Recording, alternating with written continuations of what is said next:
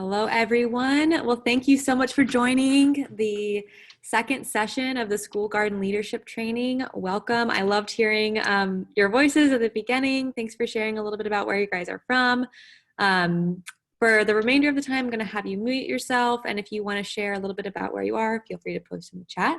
My name is Caitlin Gladding. I'm a food system specialist with University of Florida IFAS Extension Family Nutrition Program. And today for our second session, we're going to be talking about money, school garden grants, and sharing some other resources. So we're going to go ahead and get started. So this series of virtual school garden leadership training is provided to you by us, the University of Florida IFAS Extension, as well as Florida Agriculture in the Classroom. So we partnered with them for a long time. They are a wonderful asset to our state and to our teachers, and we're so excited to bring this partnership to you guys in your classrooms and in your homes this fall. A little bit of housekeeping. I know we're all kind of getting familiar with these virtual communication platforms now, but go on ahead and mute yourself. You can stop your camera if you want. We will not be doing breakout sessions this meeting today, so there's no need to have your camera on unless you want, but they say it can help with bandwidth if you go on ahead and turn it off. If you want to post in the chat, you can click the little chat bubble. And if you want to see participants, you can click that as well. A little bit about what we're doing here today. So this training series is really designed for school garden leaders of all levels. So we have beginners and we have experts and everyone in between. And we come with 3 goals. So the goal of primarily of building gardening confidence, fostering collaboration among leaders of you all, bringing you together and having ways for you to communicate, and then to strengthen garden programs for long-term success. So how can we really enforce and enhance sustainability in your garden program so that they continue on year after year and as the schools grow and change as well? Today, you're going to be hearing from 3 of us, myself, Caitlin Gladding, as I mentioned. Our primary guest speaker is going to be Susan Webb, who's a regional specialized agent with the University of Florida IFAS Extension. And then we have Becky Sponholtz from Ag in the Classroom, who's going to share a little bit about the grant program later. So a little bit more about us and the Family Nutrition Program. We go by FNP for short. We provide SNAP education in the state of Florida. We're currently operating in 40 Florida counties, and we're housed within the University of IFAS Extension. We provide free nutrition education, and we also offer in our classes in Spanish and Haitian Creole in certain counties as well.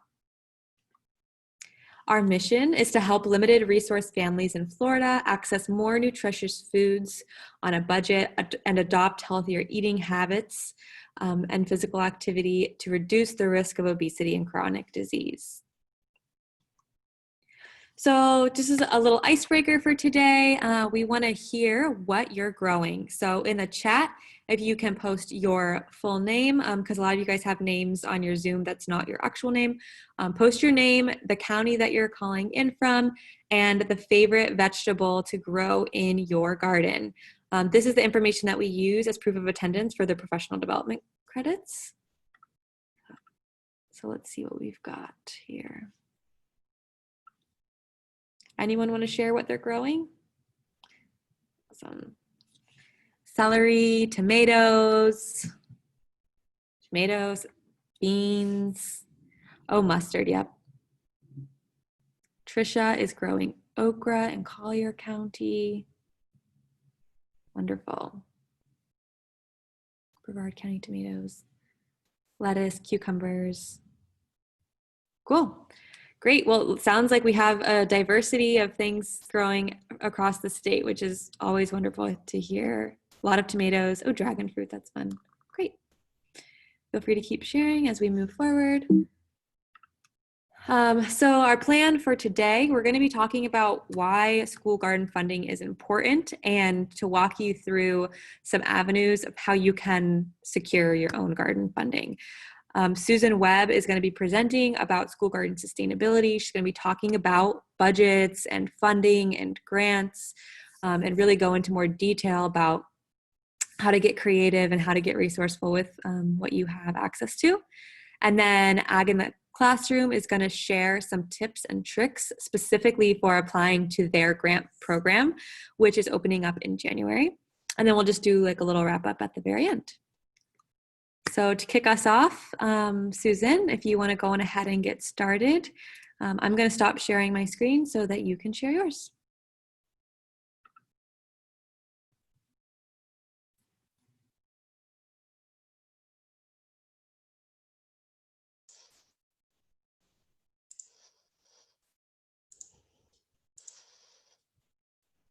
All right, can someone just put in the chat for me real quick that you can see my screen correctly? Susan, we are seeing your presentation mode. Okay, great, thank you. So my name is Susan Webb, and I am a regional extension agent with the University of Florida. I work in 11 counties in Southwest Florida, which basically covers Pasco all the way down to Collier and everything west of that. I started originally working in Polk County, Florida, and so a lot of my direct garden interaction has been in Polk County. And in the 10 other counties, I work a lot with other extension agents and program assistants that provide support to both school and community gardens in those counties. And today, sorry? You are seeing your presenter screen, so I don't know. I'm sorry, okay. Let me fix that. All right, let me stop sharing real quick. I know it's tricky. Sometimes it works and sometimes it doesn't. How does that look? Perfect. All right, wonderful, great, great. Well, thank you for letting me know that so I didn't go the whole way through like that.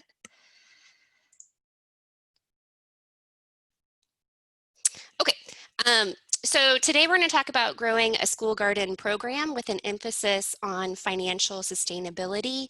I don't remember if you said this in the introduction, Caitlin, but we're going to save the questions until the end of the session. So if you have any questions, we'll definitely get to them, but at the end of the session.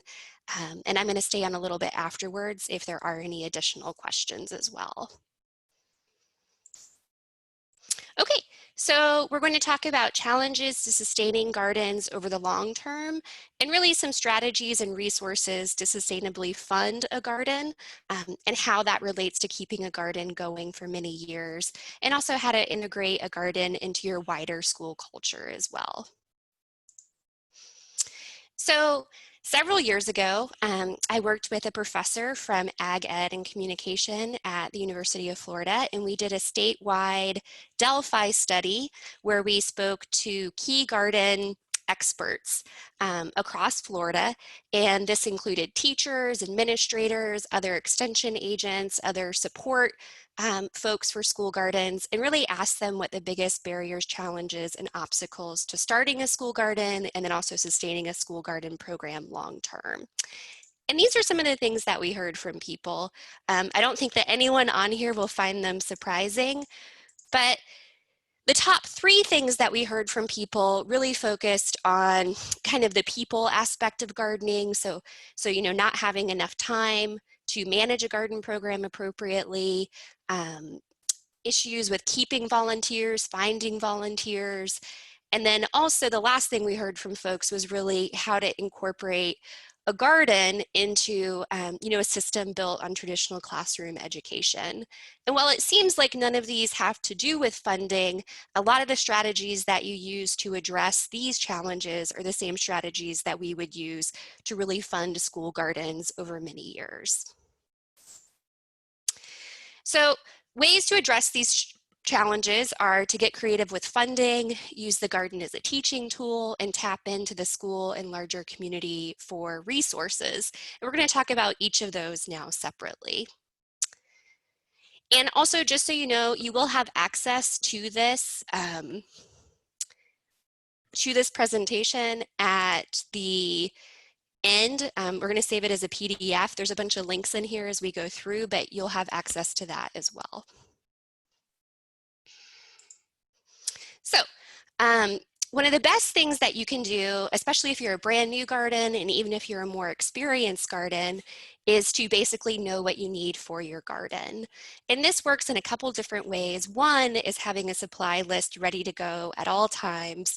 That can be a running list that you check things off as you get it or edit it. And also, think of ways that you can share that list with folks. If you are starting out, you really want to use that list to help develop that beginner budget for your school garden. And then there are also some things that you're going to need to refresh in the garden every season or maybe every couple of years as well. I know one teacher who sends her wish list home with students at the beginning of the year. On her supply list where she'll put the other things she's asking for students to bring, she'll put, bring 2 bags of potting soil or something like that as part of the classroom supply list. And so when you know what you need for the garden, not just starting out, but also years in, it makes it easier to ask for some of that. So this is a sample budget. It's a really simple sample budget for a brand new school garden. This kit would include enough to basically put in 2 raised beds and fill them.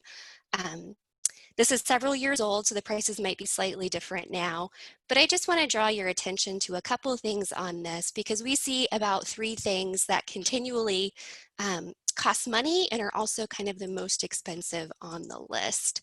And so the 3 things are, if you have raised beds, you need to initially purchase the raised beds, but then also over time, depending on what the beds are made out of, you're going to probably need to replace them at some point. And so if you know that you're going to need to replace your bed in a couple years, you can have that at the forefront of your mind for something to keep in your budget for later on. Tools, gloves, and wheelbarrow. I'd say that's probably more of a beginning expense, but those things can need to be replaced later. And then the other big one is soil. This is the thing that I get asked the most about from both school and community gardens, because annually you typically need to add soil to your beds. And so really planning that in the budget or having possibly a good connection with somebody who's willing to donate that can really help. But knowing ahead of time that these are things you're going to need to continue to fund throughout the life of your garden is really important. So there are some really creative ways to fund these different things. And I've heard all sorts of different things from teachers, which is really exciting to get to learn about how everyone is funding different parts of their garden. But the strategy is basically to think creatively. The top example up here, the top photo example there is actually a butterfly house that a teacher in Polk County installed. And she funds her garden primarily through her garden club. And so she's actually able to charge for an after-school garden club that she runs 8 weeks in the fall and then 8 weeks in the spring. She has pre-COVID, I'm sure this looks very different this year, but pre-COVID, she had upwards of 70 kids involved in the after-school garden club. And so she was able to use the money from that club and put it back into the garden. She also was a grant recipient, and so she had different kind of funding streams that she was pulling in for her garden. Behind the butterfly house, there's actually a small greenhouse, and she was actually able to get the frame for that donated. So if you kind of keep your ears open, there are many different opportunities for funding a school garden. And then that bottom example is actually another school in Polk County where the ag feeder high school, Mulberry High School, had an ag mechanics class, and the high school students built the beds for the middle school. And so it was a great way for the high school students to do a project that benefited another school as well. And then there are some other examples up here. Local service organizations are a great opportunity to look for whether or not they'll donate financial, like hard cash, or whether or not they have some in-kind donations that they could possibly provide, or even time. And so when you think about that garden bed example up here, you know, it wasn't just the materials, it was also the time to build those beds. I've heard from several teachers who've had Boy Scouts getting their Eagle Scout badge put in. One built an outdoor classroom as part of his Eagle Scout project. And so there are different opportunities like that. And then business partners can definitely be your big box stores. A lot of times big box stores will donate seeds or possibly transplants or other materials as well. If you have any smaller nurseries or garden centers in your area, they might also be great partners for you. And of course, fundraising. And there are many different ways to do this. There's a new web-based platform that you can use called Seed Money. It operates a lot like Kickstarter, but it's basically for school and community gardens. And then there's also grants, which are a wonderful resource. But it's really important to think about all of these different ways that you can look for funding, so you're not reliant on just one stream for your garden. And I want to reference us back to the reciprocity web that was discussed last session that was hosted. Um, and this is basically kind of a way of thinking about who are some of these different partners that you can have. This example is for a community garden, but certainly many of these same partners are true for school gardens. I actually recently was told about a really unique partnership that I personally would have never thought about for a school garden, where it's actually the local neighborhood association provides grant money to the school garden. And typically when I think of neighborhood associations, I think of them related to community gardens, but they had a volunteer who was part of the neighborhood association, was also a school volunteer. And so, you know, it's a great way to have a relationship where the neighborhood association is helping fund that garden that is in their neighborhood, essentially.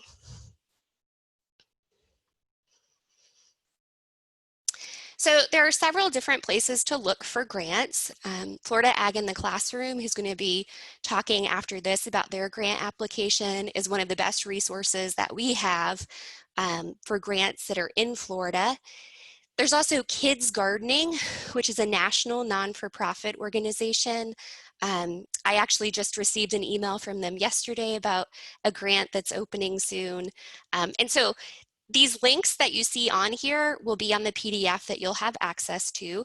And what I would suggest is subscribing to these, I would say especially these three organizations, any newsletters or listservs that they have, because they regularly send out grant information.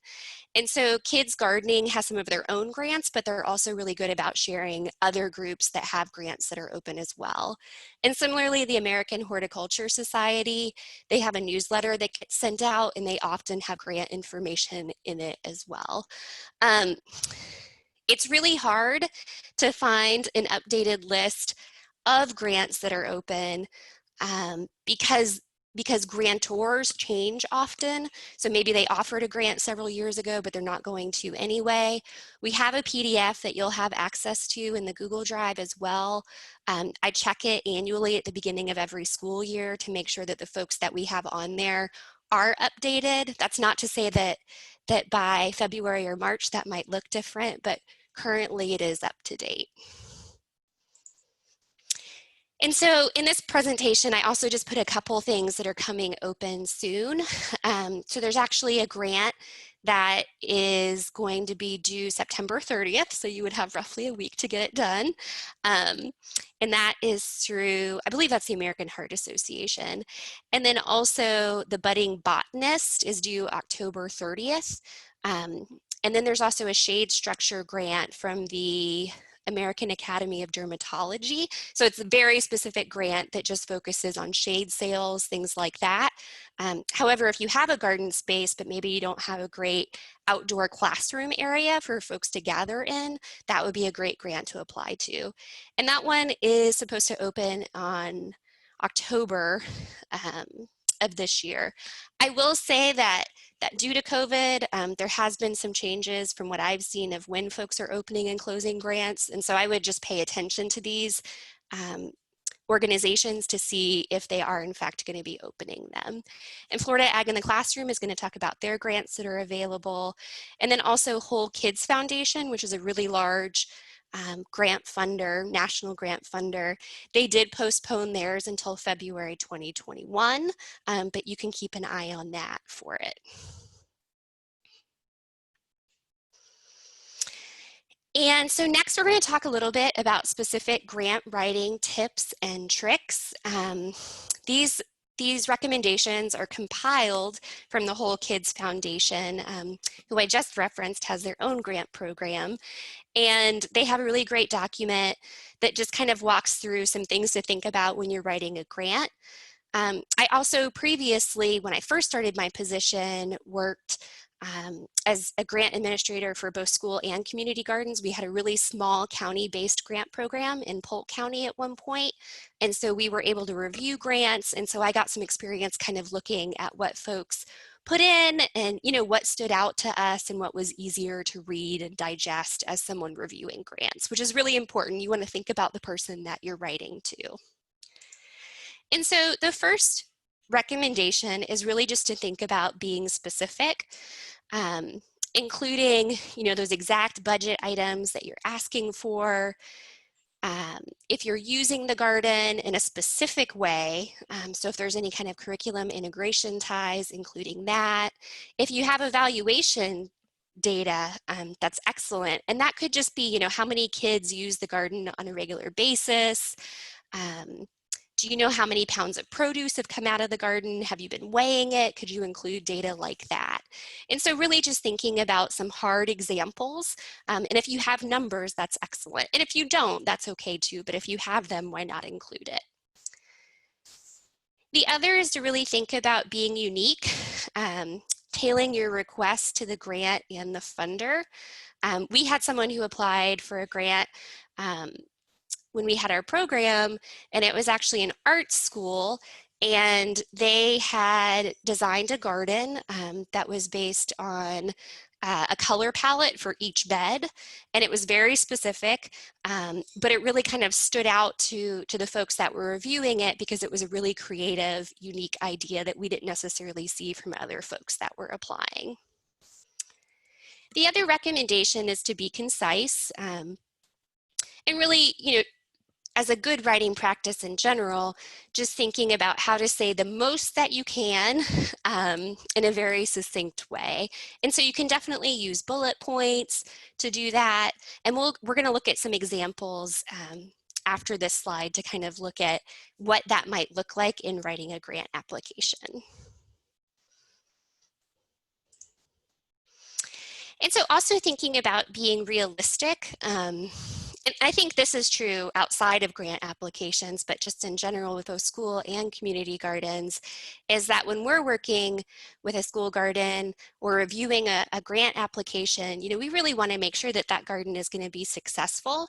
And so I think demonstrating that you have a really solid plan in place before you expand that plan to something really large, or before you have demonstrated success with something really large, is important. And so, you know, starting a school garden with a couple raised beds is wonderful. It really gives you the opportunity to learn what works for you and what works for your school. And growing from that is just as important as maybe putting in 10, 15 beds at one time. And so I think it also allows the planner of the garden, so when you're getting started, it really allows you to think through and have the opportunity to address the challenges as they arise.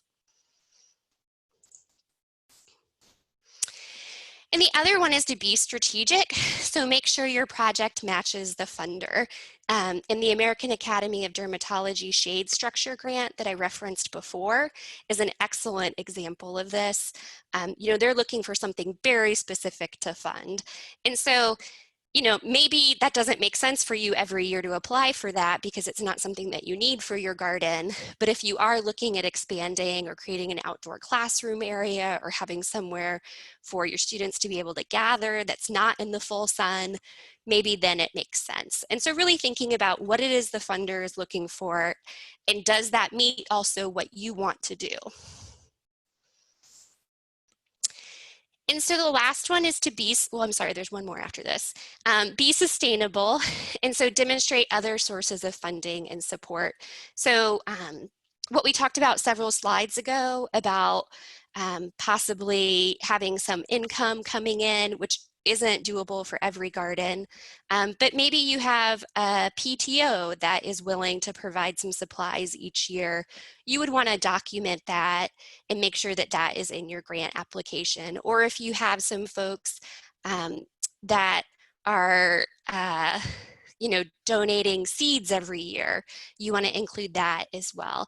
And I didn't mention this before, but there are many companies, pretty much all of the seed companies that are available to homeowners online.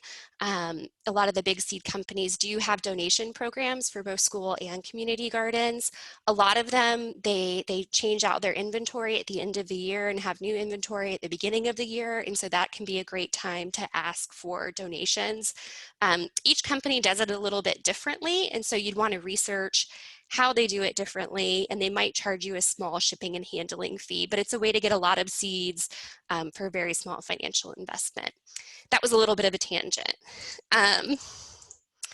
So the last grant writing tip and trick is really to be passionate, which I'm sure no one on this webinar needs any help with, but really just, driving that point home, why this garden is important for your school, what you hope to see as the outcomes from the garden, and really just making sure that you're conveying that throughout your writing. All right, so we have a couple examples on here, and these are from the Whole Kids Foundation. And basically there's 3 examples up here, and one is a poor example, so not the best example. One is a better example, and then one is an even better example. Caitlin, do we have a poll for this, or are we just gonna do it in the chat? Yes, we do. Okay, so Caitlin is going to pull up the poll, and what we want you to do is go ahead and read these statements, and then you're going to choose which one is the even better statement. And Caitlin's going to put up the poll question. I think we should probably give folks 2 minutes to read it, Caitlin.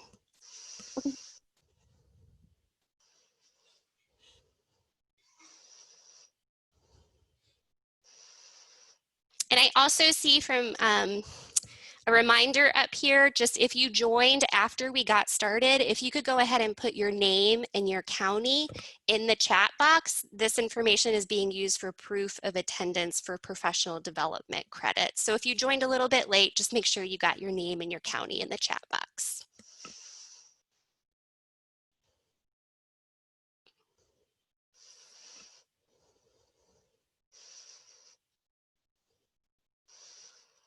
And there are a lot of folks coming in now. Well, putting their information. We've got Flagler, Lee, Hamilton. That's great. Would you like me to launch the poll? Or? Please, Caitlin. Yep.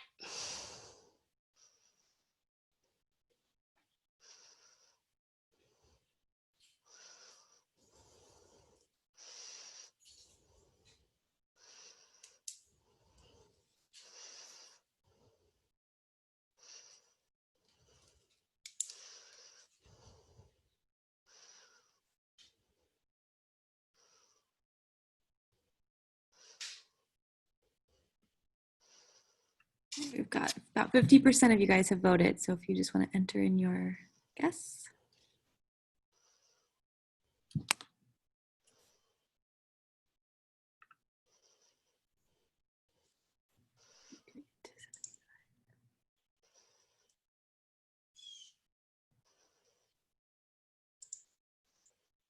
All right. Yep. So I think we can go ahead and end it there.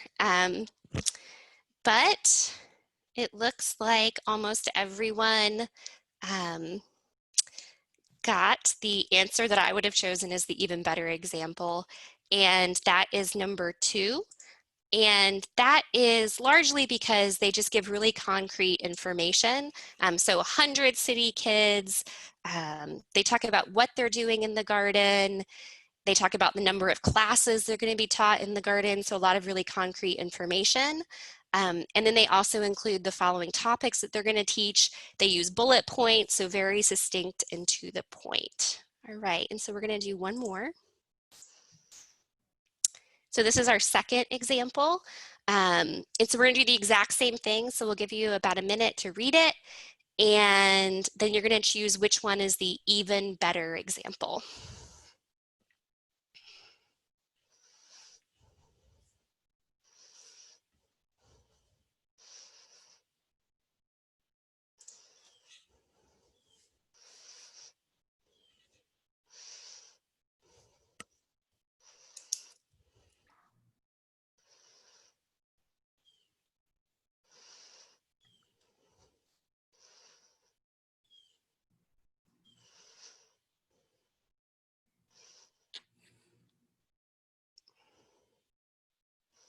All right, it's free lunch.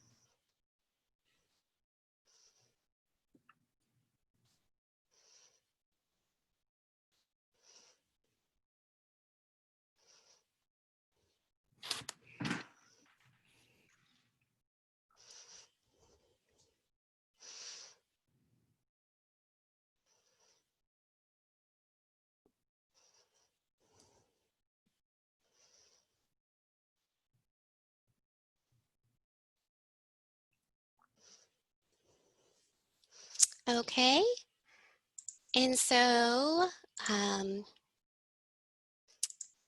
let's see if it will, did it show the results? So most people did choose number 2, which is what I would also choose as well. I think this one's actually a little bit harder because number 2, is a much more dense paragraph, and so it doesn't really get at the be concise. However, they included so much information in that paragraph that I think it ticks a lot of the other boxes. So they include what grades they're going to be learning, what exactly those grades will be learning. So not only the grades, but also the content area. And they have kind of, successfully shown that the garden is going to be integrated into multiple grade levels. And so I would agree that number 2 is probably the even better example of those 3. And so next, I'm curious if anyone that is on the webinar has any creative ways that they fund their garden that we haven't discussed, or if there's a garden grant that you've been really successful about. And so we're going to go ahead and have you put some of that information in the chat. We're only going to spend about a minute on this and move on. So if you have a creative way that you fund your garden or a garden grant that you've received.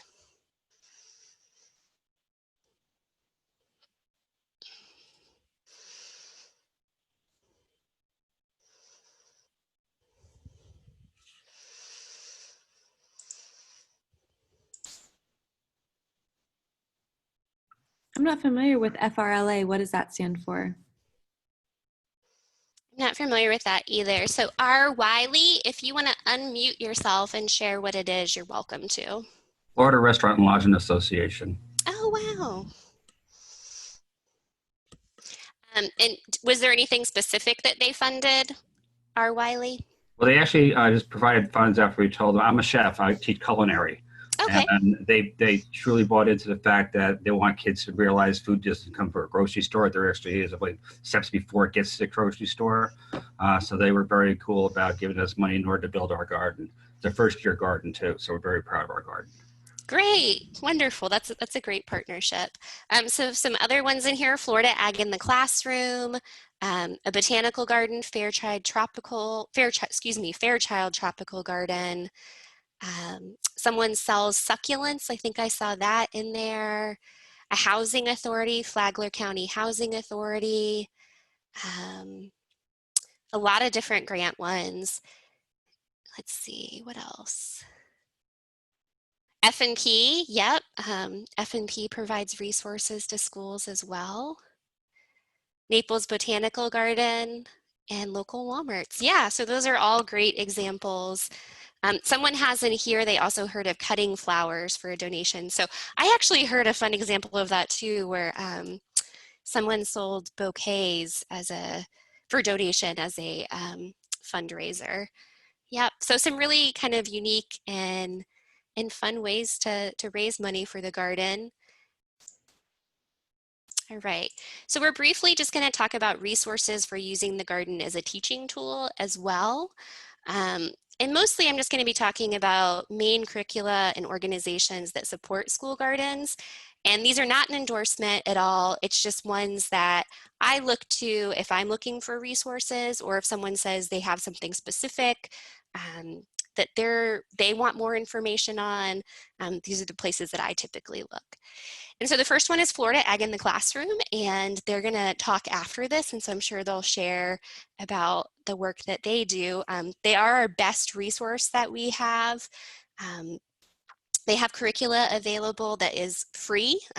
It is funded by the Ag Tag, and it's available as a free download, or you can get a hard copy. And they have 3 different curriculum that are available, and there's an outline on here of what each one goes into, and it is mapped to the Florida standards, which I think also really sets them apart from other resources that are available. So the other organization is LifeLab, which is a nonprofit that is located in California.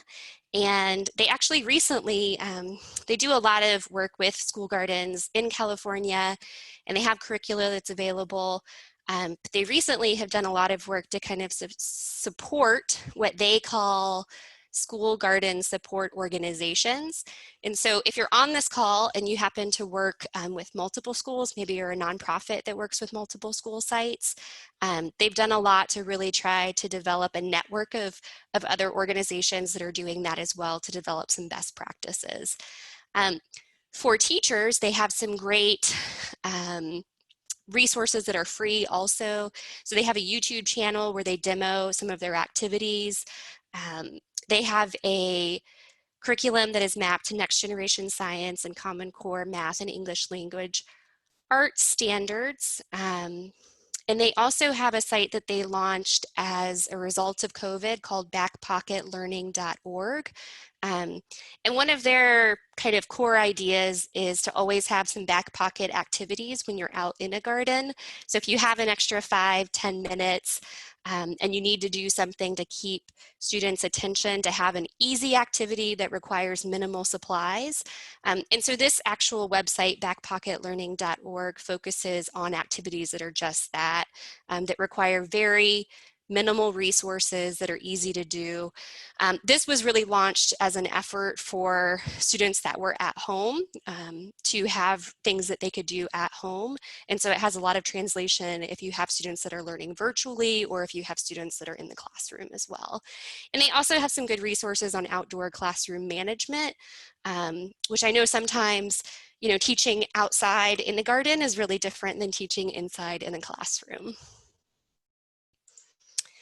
And then kidsgardening.org is also another national non-for-profit organization, and they have individual lesson plans. They're sort of this hub of curricula that's available. An example is they do a lot of work with something called Math in the Gardens. They demo lessons from that that has some kind of broad, adaptable ways that you can teach about math in the garden as well.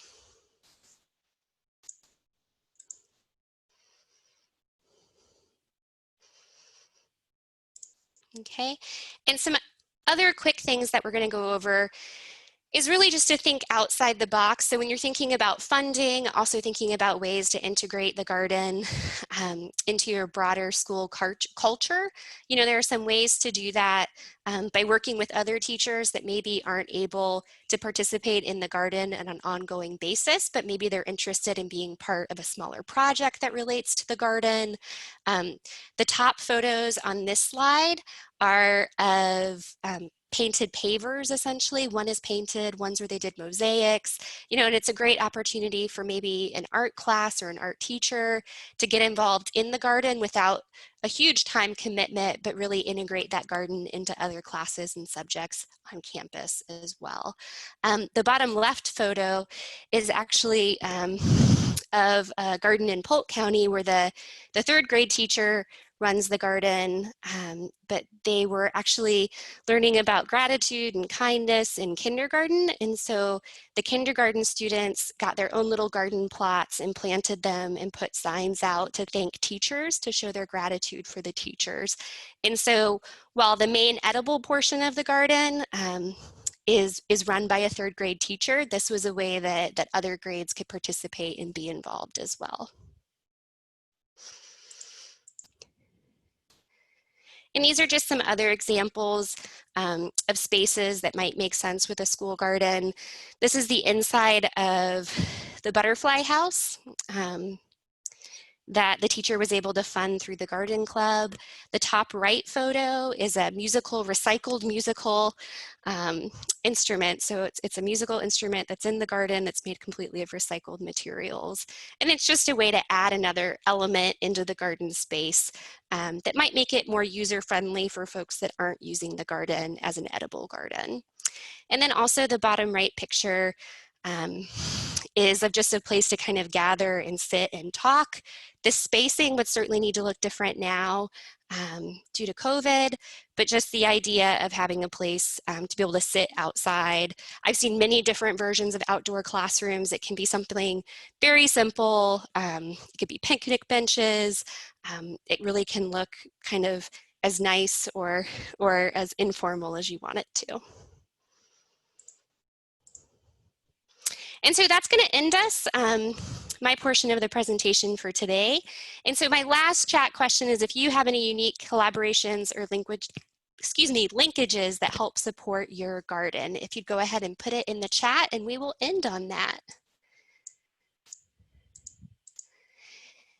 And we have a couple comments.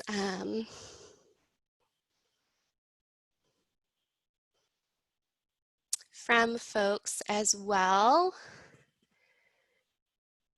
Let's see. Becky shared another great website that has some resources.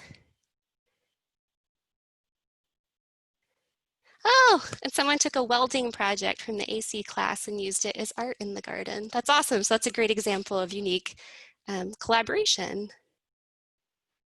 Okay, in high school and elementary working together. PTSA. Okay, Miami Seed Share gives away free seeds and cuttings. That's great. Food and nutrition services in our district encourages sharing food in the cafeteria. Art teacher decorates the garden. ESC classes germinate seeds and grow the seedlings. That's great. Yep. So many different collaborations going on there. So we are going to hold the questions till the very end. But thank you for having me today, and I'm going to turn it back over to Caitlin. Thank you, Susan. That was so informative, and I really appreciate all those examples and different ways to get creative, because I think a lot of people think about gardening as one thing, and I love being able to bring in all these other subjects and topics into the garden. Let's see. And Susan has been so nice to offer to stay late. So if you guys want to speak with her afterwards, or if you guys have additional questions, you can hang tight after the call ends. And she'll be on for about 15 minutes or so. And I'm just going to keep us, going along. So next, I would like to introduce Becky Sponholtz from the Florida Agriculture in the Classroom. She's the executive director over there, and she is going to share some more specifics about their ever famous garden grant. So take it away. Okay.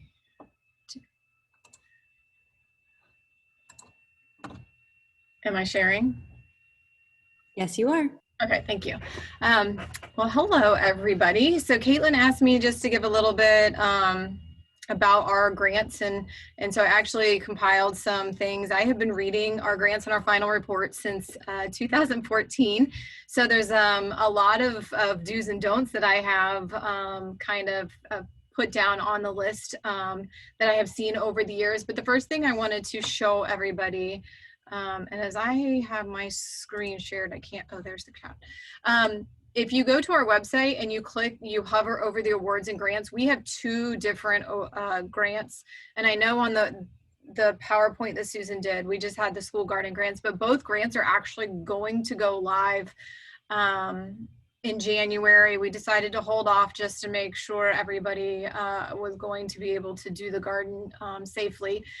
So our school garden grants next year will be anything up to $500, and then the teacher grants you can ask for up to $5,000. So today what I'm mostly going to talk about is the teacher grant a little bit more because it requires a lot more details. So I am not one that likes to read directions very well. My husband gets very frustrated with me whenever we're building things, but when doing grants, I've received a federal farm to school grant this year and a couple specialty crop grants. You need to read all the instructions, as boring as they may be. People are looking for one little thing to throw it out. When our school garden grants come in, I'm reading as many as 100 in 1 week. So I'm looking for things that I've asked specifically not to be on there to be able to throw it out so that I cannot, to give me time for those that have everything that I've asked for. So make sure you read everything start to finish before you even start. Title, just for the sake of the person reading it, giving it something catchy is just fun. I mean, when it makes me giggle, I remember it, but it's definitely not necessary. Yep. Real quick, can you maybe magnify your Word file so it can be larger? Thank you. I am not a tech person. Does that help? Yes. Okay. Double check your contact information. I have tried to give grants to at least 1 or 2 teachers every year, and they end up not getting the grant because either I end up in their junk box or they have given me the wrong email address or mailing address. So double check that there are multiple schools in the state of Florida in different counties that have the same name. So sometimes if you don't give me, I have had a check go to the wrong school. So just really, really double check your information. Our grant application asks for your requested amount right at the beginning, and then you go into the budget later. Just make sure that they match. The 2 things that really tell us what you want to do is when we ask for your purpose and your description. Sometimes I get the same exact thing for the purpose and the same exact thing for the description. So your purpose is why. Do you want your students to eat better? Do you want their science scores to increase? Just, you have to know why you want to do it. And I think we talked about that last week. And then the description is how you are going to fulfill your purpose. You need to be thorough, but do not be wordy. When we accept our teacher grants, we accept 40, and we have 5 of our board members reading all 40 applications. So when this section gets really wordy and we have just now read 3 paragraphs and we're like, huh? We don't understand what you're trying to say because you're just using a lot of words. Just make sure you're detailed, but not wordy just to have more words in there. There is no word count, but there is a page count for ours.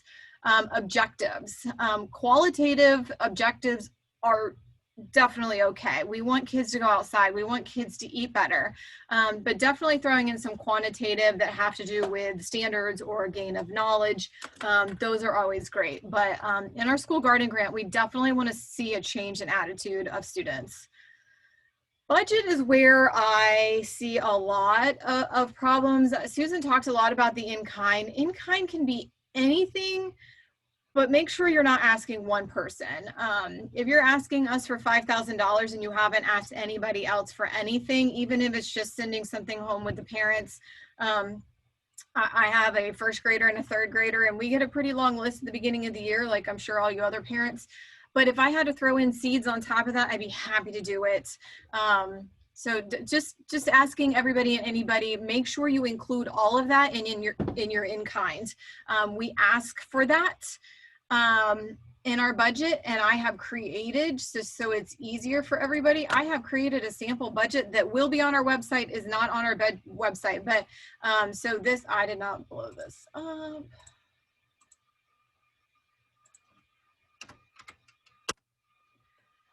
And volunteers are invaluable. We know that, but we want to make sure that you're not just getting volunteers as your in kind.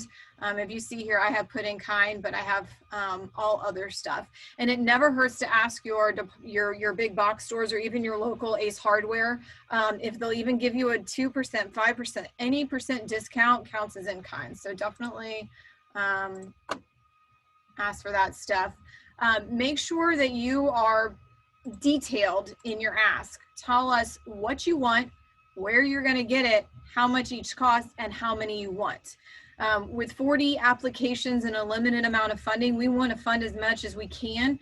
So when the grant is broken down like this, we might only be able to partially fund the grant, but we try to fund every single application that we can. So the more you break it down, the easier it is for us as a committee to be able to fund everything and anything. And we may know somebody that's willing to give it to you at a discount price, or we may know a store that's cheaper. So if you tell us the location and we can't maybe fund that as a whole, we can definitely guide you on that. Timeline.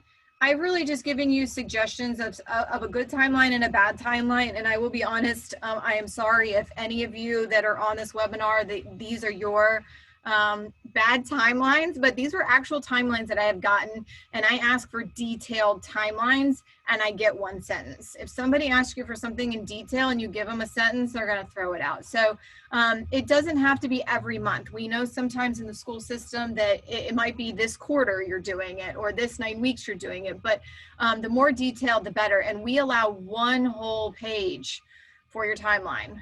So if you give me one sentence and I'm allowing you a page, that's a problem.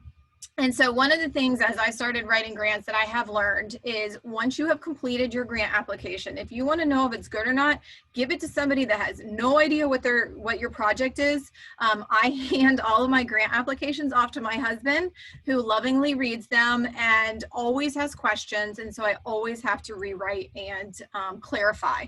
So don't be afraid to ask somebody to read it over before you submit it, because if somebody, they have questions, we're going to have questions. If we have questions, we're throwing it out. So really quickly before you guys have your questions, there are 3 other grant opportunities that we didn't get on the list, but I'm going to put them in the chat box. I know that was really quick. You guys had that as a handout. I am in the process of reworking our grant application, and I'm going to have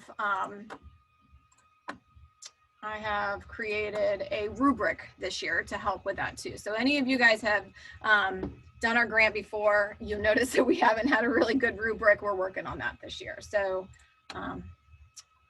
that is all for me, but I will put those links in for you. Thanks, Becky. That was so helpful. Yes, so in the Google Drive is the document that she shared with the tips and tricks, and in the Excel file it has all 3 Ag in the Classroom grants with links, and they all open up at the beginning of 2021. So we shared with you a little bit about some external resources and working with other partners, and I want to mention that the Family Nutrition Program also does have a bit of seed money to help with garden programs. So we're currently operating in 40 counties. So if you are in one of any of these counties and meet our requirements, you may be eligible to receive some seed money for your garden. So for us, because we're funded by SNAP Ed at the federal level, we are only able to work with sites that have 51% or more free reduced lunch. And we also have a requirement of nutrition education. So we would love for that to be us and our program providing that. We are able to offer virtual education this fall. But if you are just implementing one of the Ag in the Classroom curriculums on your own, still reach out to us, and there might be a way that we can work together for funding as well. And then our seed money it's not a grant, so there's no application. It's basically up to $500 for your first year working with us.